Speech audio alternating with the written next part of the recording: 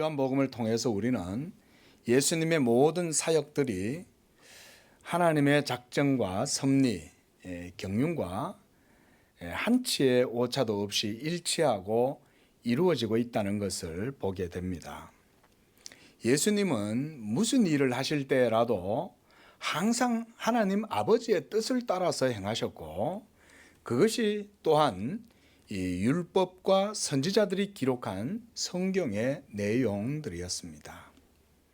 그래서 우리 성도들은 오직 이 하나님의 기록된 이 말씀인 성경을 우리가 하나님의 계시의 말씀으로 믿고, 그 성경 안에 있는 모든 이 증거들은 교훈과 책망과 바르게 함과 의로 교육하기에 그것이 유익할 뿐만 아니라 하나님의 생명의 말씀이신 예수 그리스도를 우리에게 계시해 주시는 것이기 때문에 이 말씀을 통해서 하나님의 구원과 또 생명의 길로 이 나아가는 데 있어서 우리가 조금도 부족함이 없다는 것을 믿어야 하는 것입니다. 이 바로 우리 성도들에게 주신 성경에 대한 믿음이에요. 그래서 우리가 솔라 스크립투라, 오직 하나님의 기록된 말씀, 이거를 그래서 우리가 이 종교 개혁의 아주 큰 모토로 삼는 거예요. 오직 하나님의 말씀, 기록된 말씀이 바로 하나님의 말씀이다. 예수님께서도 모든 사역들을 행하실 때에 그래서 성경에 기록한 말씀을 이루기 위해서 주님의 모든 스케줄도 거기에 맞추어져 있습니다. 우리가 복음서를 보면 요한복음서뿐만 아니라 다른 이 사복음서 전체가 다 보면은 예수님의 사역의 특징이 딱 정해져 있죠. 기록된 말씀을 응하려 함이더라. 하나님 아버지의 섭리도 모두 다 율법의 성경에 기록된 말씀을 응하게 하려 하심이고, 또 그 기록된 말씀을 따라서 그리스도께서 오셔서 그 성경의 스케줄에 자신을 맞추시는 거예요. 그래서 오늘 요한은 1절에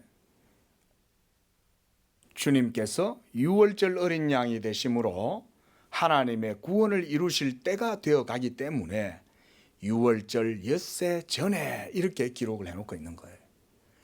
유월절 엿새 전이 뭐 그렇게 중요한 시간이겠어요.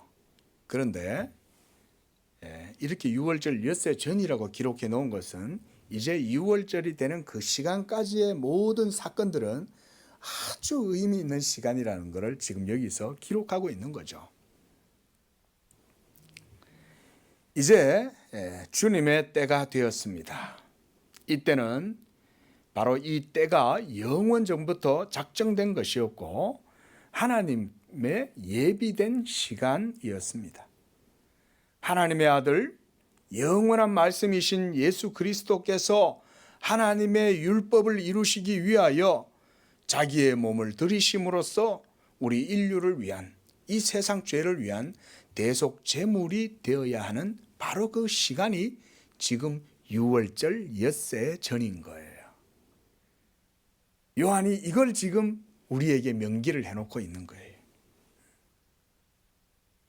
그래서 시편 40편 7절에서 8절 말씀을 보면 다윗이 성령의 감동이 되어서 이렇게 노래를 했어요. 그때에 내가 말하기를 내가 왔나이다. 나를 가리켜 기록한 것이 두루마리 책에 있나이다. 나의 하나님이여 내가 주의 뜻 행하기를 즐기오니 주의 법이 나의 심중에 있나이다 하였습니다. 이 시편 40편 7절 8절 이 말씀을요, 히브리서 기자가 히브리서 10장 10절에도 인용을 해놓고 있습니다. 거기에서 뭐라고 하냐면 이 뜻을 따라 예수 그리스도의 몸을 단번에 들이심으로 말미암아 우리가 거룩함을 얻었노라 이렇게 말씀해요. 그러니까 예수님께서 이 세상에 오신 것은 두루마리 책에 자기에 대해서 기록한 모든 것을 이루시려고 오셨다는 거예요. 무엇 때문에? 바로 우리를 위하여 단번에 자기를 십자가에 들이시기 위하여, 그 때를 위하여 오셨다. 우리 주님의 모든 때는 하나님의 때요, 하나님의 모든 시간에는 조금의 오차도 없는 줄로 믿으시기 바랍니다. 하나님이 여러분들의 머리털을 다 세신 바 되는 것처럼 하나님은 참새 한 마리도 하나님의 허락함이 없이는 떨어지지 않듯이 하나님의 모든 일들은 완벽하게 하나님의 섭리 가운데 다 이루어져 있어요. 제가 예전에 이게 별로 실감이 안 났습니다. 말씀을 배우긴 배우는데 하나님이 그렇다고 하시는데 논리적으로는 그럴 거라는 생각이 들어요. 왜냐하면 전지전능하시니까. 예? 모든 순간이 하나님께 다 있다고 생각하면 지금 이 순간도 하나님에 의해서 우리가 모두 다 붙들린 바 된 거예요. 우리가 여기서 있는 부족한 종도 하나님이 붙들어 주시기 때문에 지금 이 시간 여기서, 그렇잖아요. 먼지보다 못한 존재잖아요. 하나님 보시기에. 제가 정말 그런 생각을 하거든요. 하나님의 존재 앞에서 우리가 어떤 존재입니까? 하나님의 인자하심과 긍휼과 자비가 아니면 우리는 만물의 찢기와 같을 뿐 아니라 그냥 먼지보다도 못한 거예요. 허무한 존재에 불과하거든요. 그런데 하나님이 붙들고 계시니까 우리가 이 시간 하나님을 찬양하고 예배하고 노래하고 하나님의 말씀을 전하고 듣고 이 가운데에서 하나님을 높이고 이런 일이 벌어지는 거예요. 할렐루야. 벌써 이 가운데 벌써 우리 감사 제목이 얼마나 많습니까? 주님의 때는요 한치의 오차도 없습니다. 믿으시기 바랍니다. 믿으십시오. 이게요 신앙생활을 하다 보니까 더구나 또 목사로서 이런 삶을 살지 않습니까? 얼마나 감사한지 몰라요.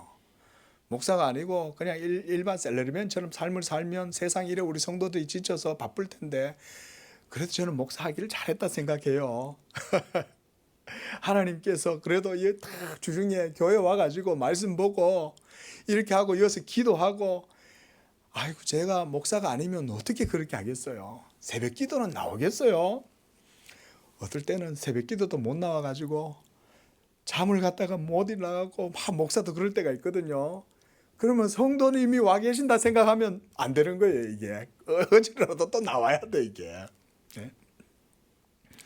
그것도 보면 육체는 좀 피곤한 것 같아도 또 그렇게 하는 거 보면 하나님 은혜예요. 그죠? 그러고 나서 억지로라도 주님 위에 앉혀놓는 거예요. 기도해. 억지로 앉혀놓고 말씀 준비해. 말씀 전해. 이러는 거죠. 우리 모든 성도들에게 하나님이 다 이와 같은 은혜를 주시는 줄로 믿습니다. 하나님은 그렇게 하셔요. 그래서 요한복음서의 저자인 요한은요. 우리가 이제 이 12장에서부터 이 마지막 21장까지는요. 이전에 있었던 모든 것과는 그 양상이 전혀 다릅니다. 그래서 그 21장까지의 이 모든 내용들은요. 매우 압축해서 사도 요한이 우리에게 보여준다고 할 수가 있어요. 다른 복음서에는 보면 이렇게 시간 순서, 연대기적 순서를 따라가지고 이렇게 하나하나 이렇게 좀 하기도 하고, 물론 뭐 시간적으로 좀 앞뒤가 있긴 해도요. 대부분 그런 형식으로 기록을 해놓는데 요한은 그렇지 않습니다. 요한은 그보다는 카이로스의 시간에 집중을 많이 해요. 왜냐하면 예수 그리스도의 성육신 그 자체가 하나님의 말씀의 영광이 나타난 거기 때문에 요한은 그런 신학적인 관점에서 지금 12장부터 21장까지 그리스도의 구속을 다루기 때문에 거기에서 지금 주님이 행하시는 모든 일들, 또 대제사장의 기도, 그가 또 제자들에게 하시는 발 씻겨 주시고 만찬을 하시고 이런 모든 내용들을 아주 그런 관점에서 기록을 해놓기 때문에 의미 있는 것들만 딱 모아서 기록을 해두고 있는 거예요.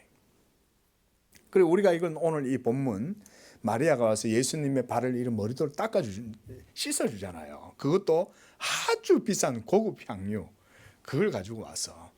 근데 이 사건은 마태복음과 마가복음에는요 아주 자세하게 기록이 돼 있어요. 근데 여기서는 잠깐 이렇게 마리아가 와서 예수님 발을 닦아주었다. 이 정도만 지금 딱 하고 있는데 이게 중요하기 때문에 그것만 기록해 놓고 있는 겁니다. 자, 그리고 지금 이제 12장에서부터의 시점은 뭐냐? 주님의 사역에 있어서 이제 거의 절정에 도달한 때가 되었습니다. 우리가 그걸 알 수 있는 게 뭐냐면요. 바로 유대인들의 분노가 극에 달했다는 거예요. 이걸 보면 이제 알 수가 있는 거예요. 그리고 동시에 유대인들의 예수님에 대한 분노와 미움이 극에 달했을 때 하나님의 작정과 섭리가 또한 동시에 같이 이루어져 가는 상황이기도 한 거예요. 그 중간에 누가 서 계세요? 예수님이 서 계시는 거예요.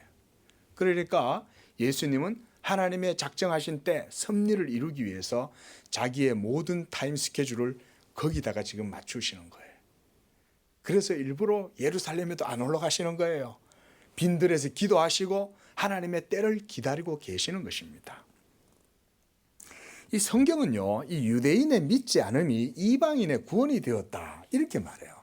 원래 유대인들은 아브라함의 혈통의 자손들이잖아요. 그렇죠?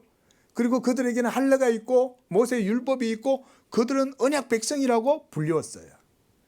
그런데 도리어 예수님이 오셨는데 그들은 모든 율법과 선지자가 증거했던 이 예수 그리스도를 믿지 않고 배척하고 지금 예수를 죽이려고 하고 있는 거예요. 그래서요, 놀랍게도 사도 바울은 이거를 뭐라고 얘기하냐면 유대인이 믿지 아니함으로 예수 그리스도의 구원이 이방에게로 흘러갔다 이렇게 설명을 하고 있습니다. 그들의 완악하고 패역한 죄악이 도리어 하나님의 은밀한 복음의 경륜을 이루어서 이방인들로 하여금 우리 이방인들이 긍휼을 얻게 하셨다. 그래서 로마서 11장 12절에 보면요, 사도 바울은 이렇게 말하고 있어요. 그들이 넘어짐으로 구원이 이방인에게 이르러 이스라엘을 시기나게 했다.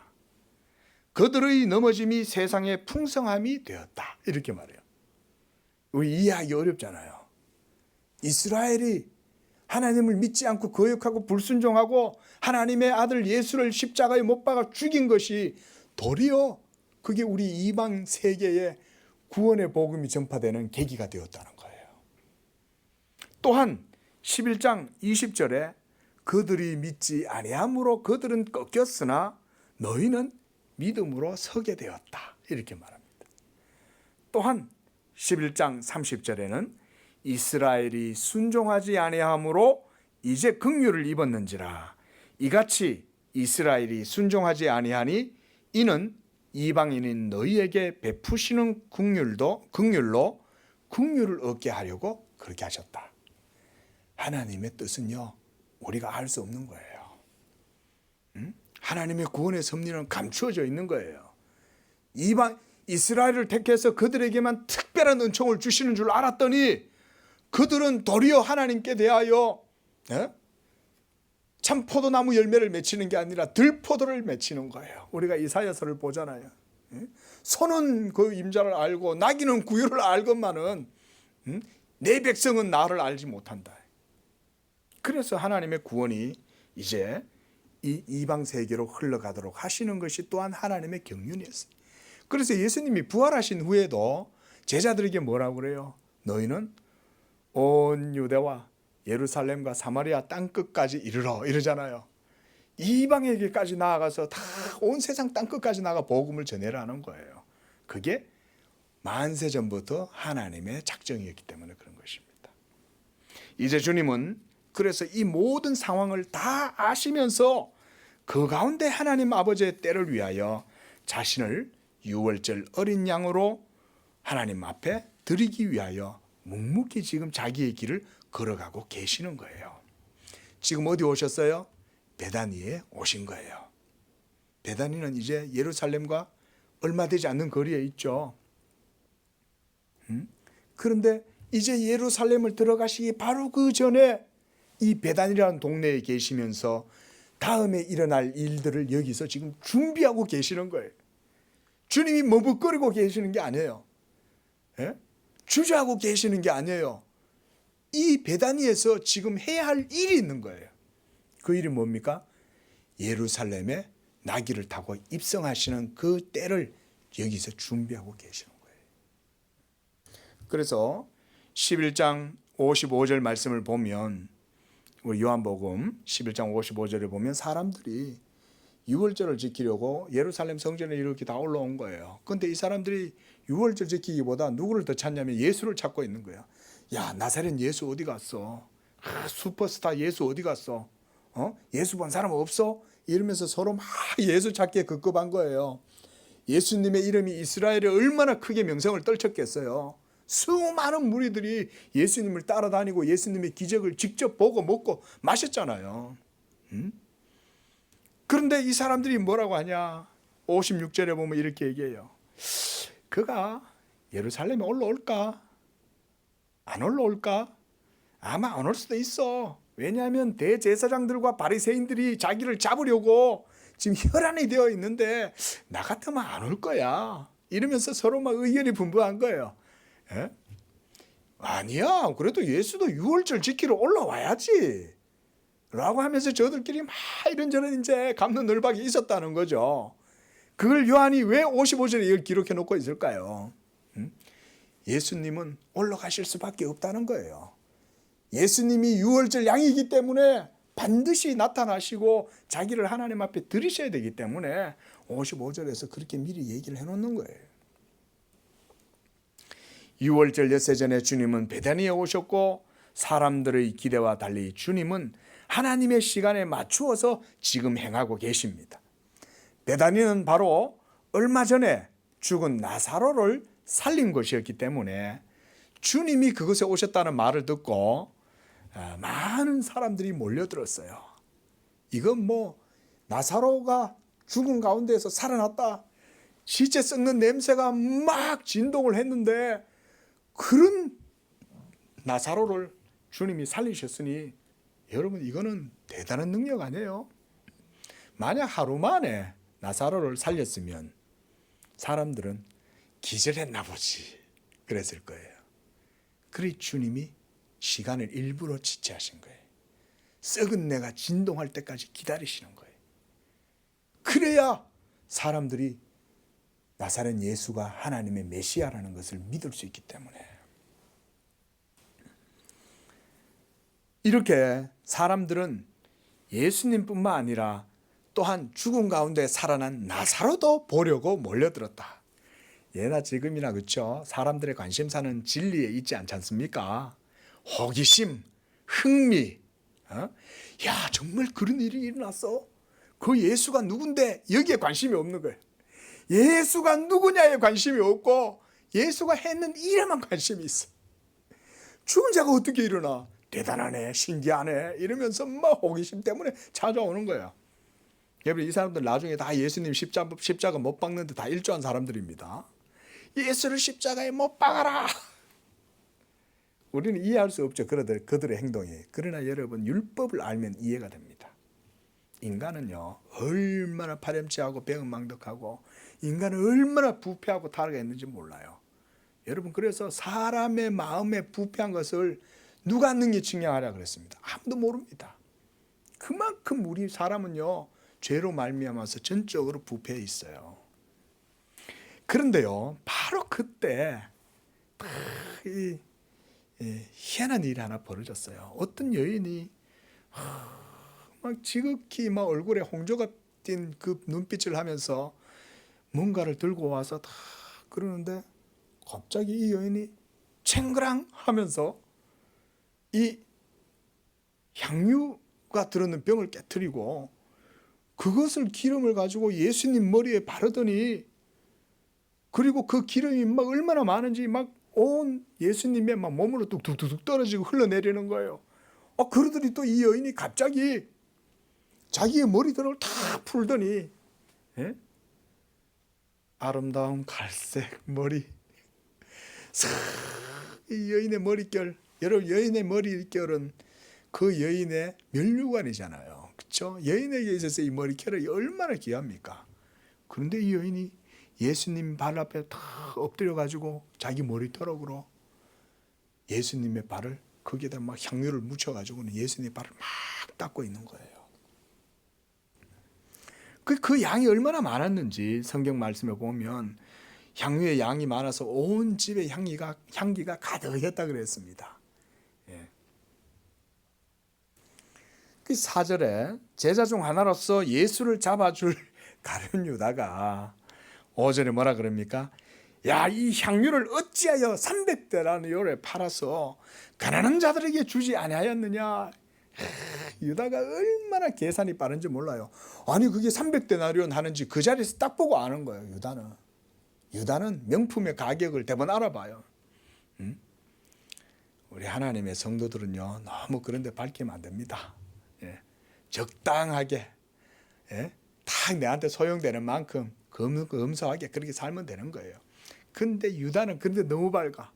저거 300데나리온인데. 자, 6절에 이렇게 말하면 가난한 자들을 생각함이 아니요, 그는 도둑이라 동괴를 맞고 거기 있는 것 넣은 것을 훔쳐감이었다, 이렇게 말해요. 자, 여러분 보십시오. 이 마리아죠. 이 마리아의 가장 아름다운 이 행동은 주님께 대한 불신을 갖고 있었던 유다의 마음을 자극했습니다.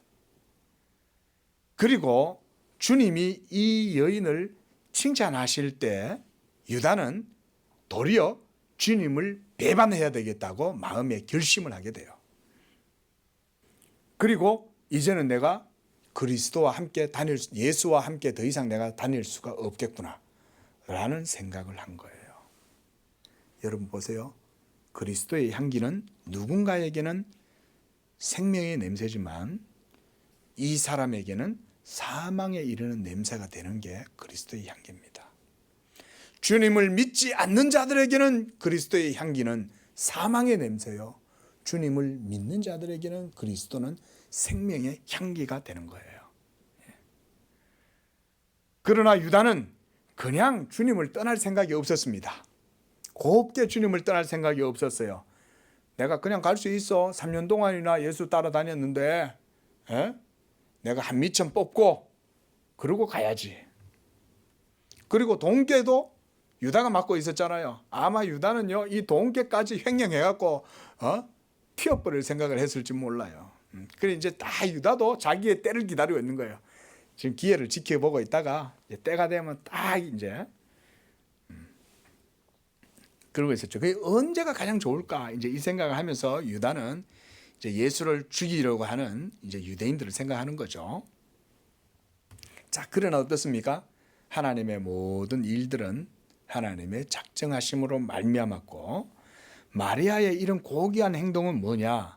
하나님의 성령의 자극하심과 인도하심을 따라서 하는 예언적인 행동인 거예요. 어찌된 일인지 이 마리아가 예수에 대한 깊은 감사와 함께 그 고귀하신 주님을 너무나 사랑해서 주님께 그 사랑의 표현을 달리 할 길이 없는 거예요.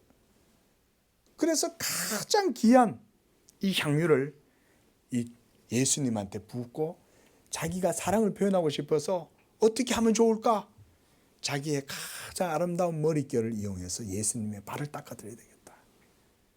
우리가 누군가의 발을 만진다는 것은 얼마나 여러분 귀한 일입니까? 그렇죠? 그 발이 가장 더러운데 그 발을 만지려면 그 발 앞에 또 엎드려야 되거든요. 근데 이 마리아는 주님을 그렇게 사랑한 거예요. 마르다는 이 시간 예수님을 위해서 뭐라고 있었냐? 보십시오. 2절 말씀에 보면 마르다는 일을 하고 있었다. 이 마르다는 언제나 부엌에서 일하는 것만 바빠. 지금 이거 여러분 나사로의 집이 아닙니다. 여기 어디냐면 우리가 마태복음, 마가복음에 보면 어디냐면 그 문둥병이 들렸던 시몬, 내 집에 지금 예수님이 가 계시는 거예요. 거기서 이틀을 더 머무르시는 거예요. 지금 예루살렘 올라가시기 전까지.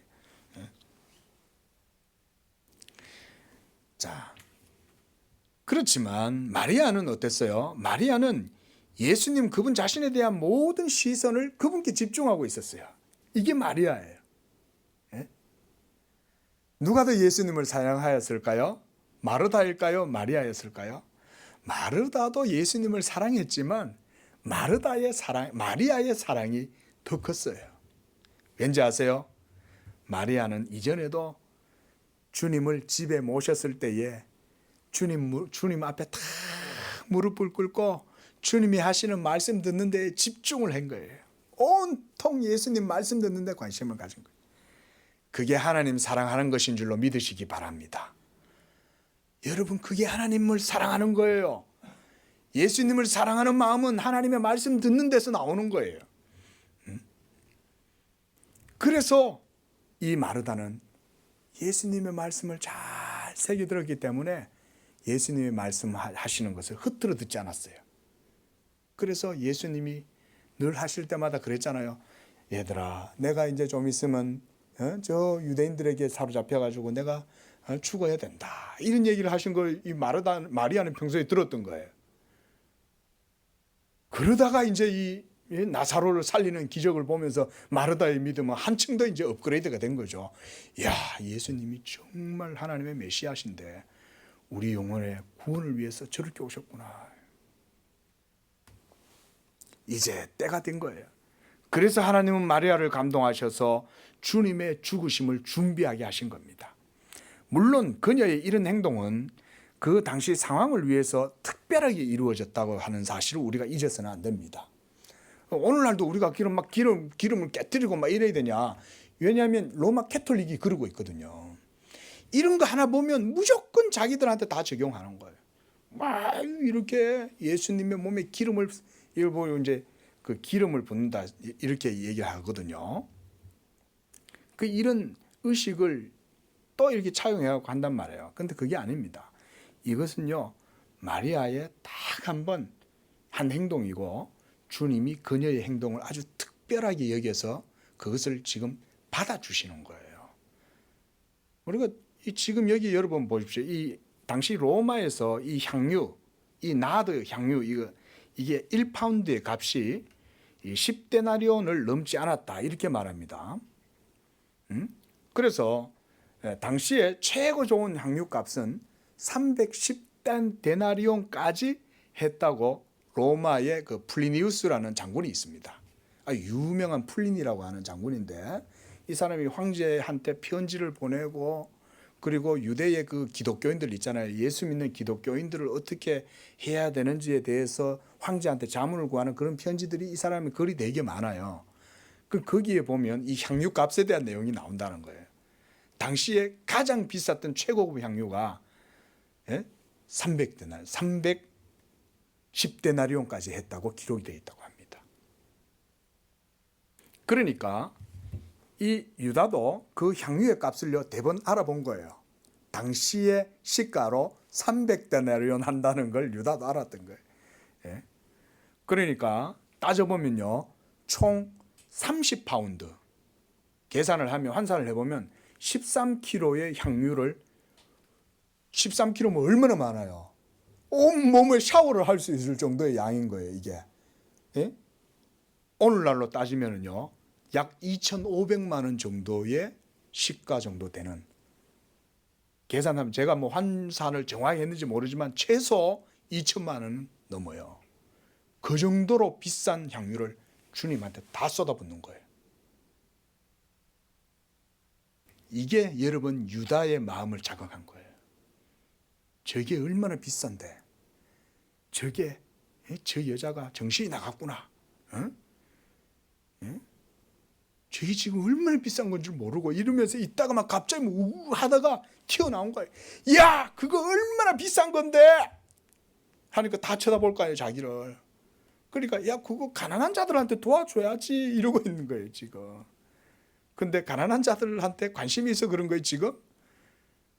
그거 돈 깨다 헌금하면 그건 내 주머니로 인마이 포켓 할 건데, 그거를 말이야 팔아가지고 헌금함에 집어넣으면 그거 가지고 내가 할 건데 말이야. 유다는 예수님 따라다니면서 지 주머니에 착복할 생각만 지금 하고 있었던 거예요. 계속.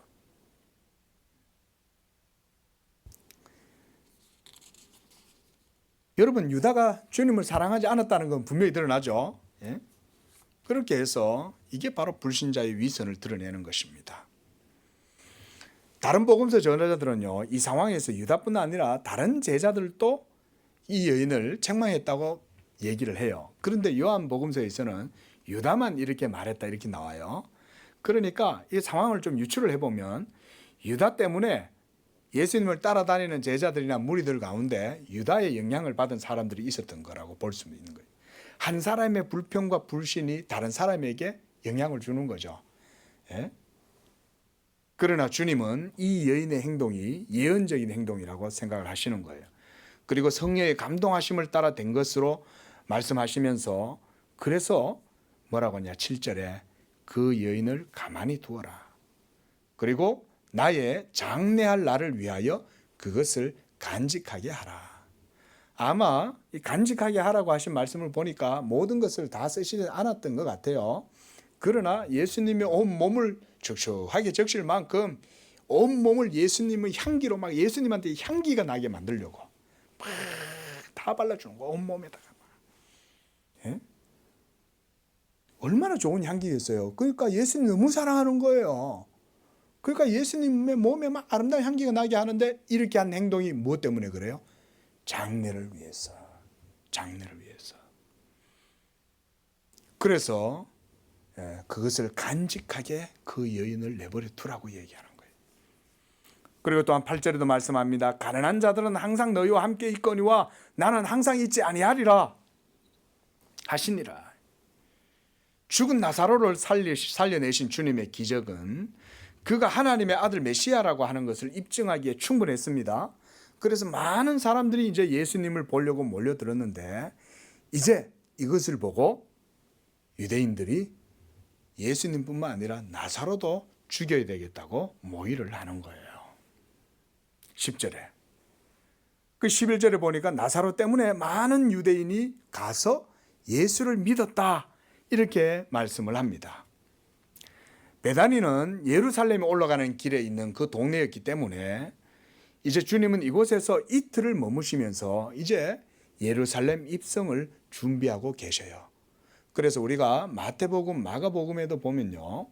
예수님이 이때 예루살렘 입성을 위해서 여기 계시다가 이제 예루살렘을 입성하시는 날에 제자들한테 심부름을 시키죠. 얘들아, 너희가 예루살렘 성에 들어가서 물동이를 이고 가는 사람이 있을 거다. 그럼 그 사람한테 물어가지고 주님이 타실 나귀가 어디 있냐 이런 물어봐라. 주님이 유월절을 지낼 곳이 어디 있는지 물어봐라 이러면서 가잖아요. 그리고 그것에 나귀가 있으니 그걸 풀어와라 그러지 않습니까? 그러면 왜 풀어가십니까? 그러면 주님이 쓰시겠다고 그래라. 또한 주님이 유월절 만찬을 먹을 장소도 하나님이 딱 준비를 해 놓으신 거예요. 그래서 그 사람 따라가서 얘기를 해라. 그래서 준비를 해 놓는 거예요. 다 이 사람이. 여러분 보십시오. 이게 뭘 얘기하는 걸까요? 하나님은 우리의 구원을 위해서 모두 다 준비해 놓으셨다는 거예요. 사람에 의해서 이루어지는 게 아니라 주님의 모든 구원 사역이 우리를 위한 것이요. 하나님이 그것을 위해서 다 하나하나 전부 다 준비해 놨다. 나귀도 준비해 놓고 유월절 성만찬을 나눌 그 다락방도 하나님이 다 준비해 놓으신 거예요. 이제 그 제물은 바로 예수 그리스도시죠. 하나님이 준비하신 어린 양 예수. 이렇게 해서 이제 말씀드렸던 12장에서 21장까지 약 한 열흘 정도 이런 시간이 걸립니다. 그런데 그 기간 동안 주님이 십자가에 못 박혀 죽으시는 모든 사건들이 여기에서 다 이루어집니다.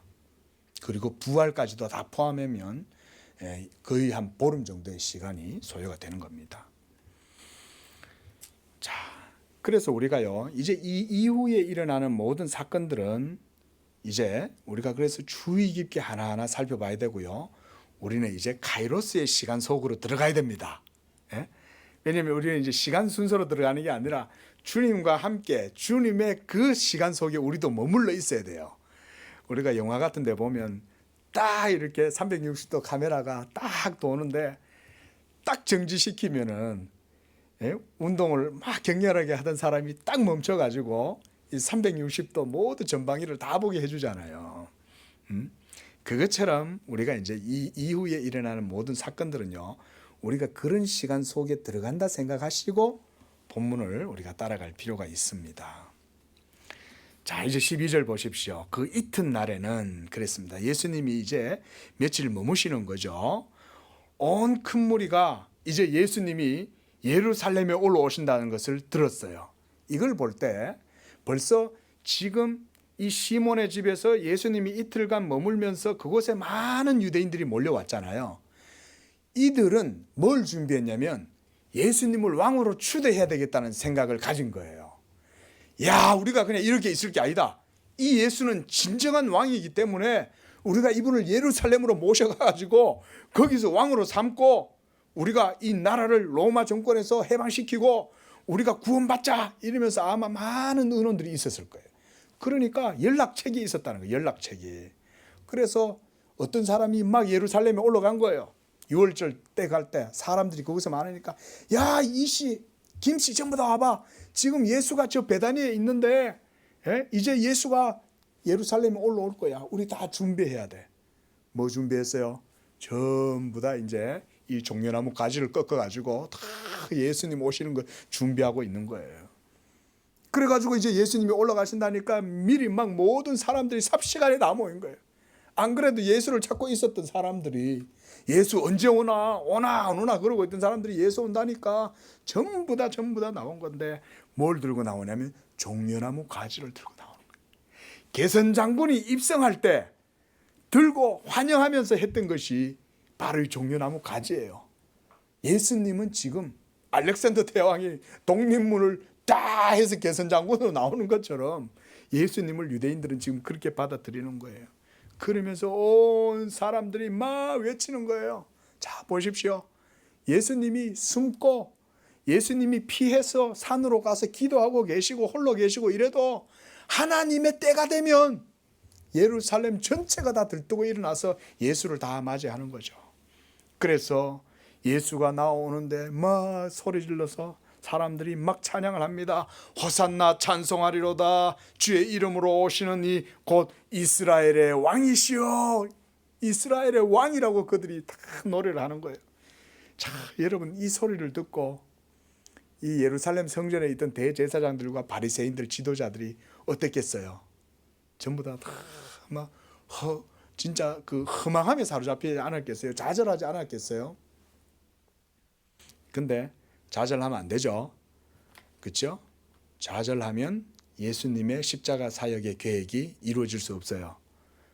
그래서 하나님은요, 악인들은 더 악하게 만들어 주시는 거예요.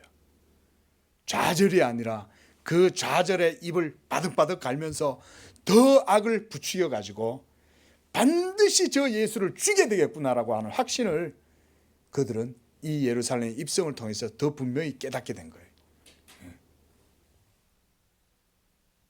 그래서 이때 사도 요한은요 15절에 스가랴 9장 9절을 인용해서 이 예루살렘 입성 사건을 말해주고 있습니다.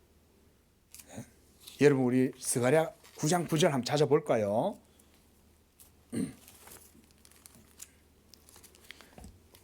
구약 성경 1321쪽 어간에 있습니다. 제가 가진 성경 구약 성경 1321쪽. 자, 9절 말씀 찾으셨으면 우리 함께 읽겠습니다. 시온에 따라 크게 기뻐할지어다. 예루살렘의 따라 즐거이 부를지어다. 보라, 내 왕이 내게 임하시나니 그는 공의로우시며 구원을 베푸시며 겸손하여서 나귀를 타시나니 나귀의 작은 것 곧 나귀 새끼니라. 얼마나 정확하게 기록해 놓고 있는지 모릅니다. 나귀 새끼라는 거예요. 나귀도 아니에요. 마태복음서하고 마가복음서에 보면 요 나귀 새끼의 어미 나귀도 같이 있어요. 근데 그 어미 나귀는 안 타고 나귀 새끼를 타시는 거예요. 자, 상식으로 하면 뭘 타야 됩니까? 그래도 타신다면 나귀 어미를 타는 게 맞죠. 그런데 주님은 이 말씀을 성취하시려고 나귀 새끼를 타고 들어가시는 거예요. 그런데 나귀 새끼를 타시면 뭘 보여줍니까? 주님의 겸손을 보여주는 거예요. 그래서 여기서 겸손하여서 나귀를 타신다 그랬습니다. 자, 알렉산더 나폴레옹이, 징기스칸이 나귀를 타고 들어갈까요? 아니죠. 자기의 위용을 가시하려고 막 가급적 황금 마차를 대동해서, 말도 막 앞에 막 필두를 막 한 4-5마리 6마리 해가지고 황금 마차에 타고 들어가지 않겠습니까? 그런데 우리 주님은 나귀를 타고 들어가시는 거예요. 이것이 바로 스가랴 선지자가 예언한 겁니다. 이 뒤에 나오는 여러분, 이 뒤에 말씀도 다 계속 그리스도에 대해서 얘기하는 거예요. 여러분 오늘 들어가시면 한번 읽어보십시오. 9장 9절 이후의 내용들도 모두 예수님에 대해서 얘기한 겁니다. 자, 그래서 16절에 보니까요, 제자들은 처음에 이 일을 깨닫지 못했어요. 예수님이 나귀를 타고 가니까 우습잖아요. 아니 주님 좀 말도 타고 좀 멋있게, 외제차 벤틀리 같은 거 타고 쫙 들어가면 폼 나잖아요. 그런데 예수님이 티코 타고 들어가시는 거예요. 티코를. 그 예수님 뭐 하시는 거예요? 모양새 떨어지게. 좀 예수님 좀 이런 거 타고 가세요. 안 그랬겠어요? 그런데 예수님은 나귀 새끼를 갖고 오라는 거예요. 그 제자들이 이걸 이해를 못한 거예요. 그러다가 언제 깨달았어요? 예수께서 영광을 얻으신 후에야. 이거 나중에 말씀드릴 겁니다. 이제 이후에 강론하다 보면 예수의 영광을 얻으심이 어디서 드러납니까?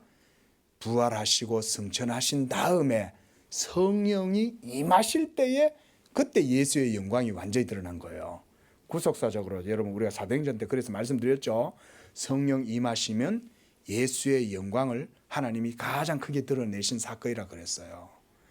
그때가 되어서야 비로소 그들은 겸손하신 그 예수가 스가랴 선지자를 통해서 예언된 그 내용이었다는 걸 알 수 있었다는 거예요. 그래서 17절을 보십시오. 나사로를 불러내어 죽은 자 가운데서 살리실 때에 함께 있던 무리가 증언하였다 그랬습니다. 함께 있던 무리가. 그러니까 이 사람들을 통해 가지고 예수 그리스도가 하나님의 메시아여 죽은 자도 살리셨다는 것을 온 유대인들, 예루살렘에 있는 사람들에게 소문이 다 퍼진 거예요. 그 정도는 이제는 안 봐도 믿는 거예요. 왜? 너무 증인들이 많기 때문에. 내가 봤어. 내만 본 게 아니야. 옆집에 김 씨도 봤고 이 씨도 봤고 정 씨도 봤어.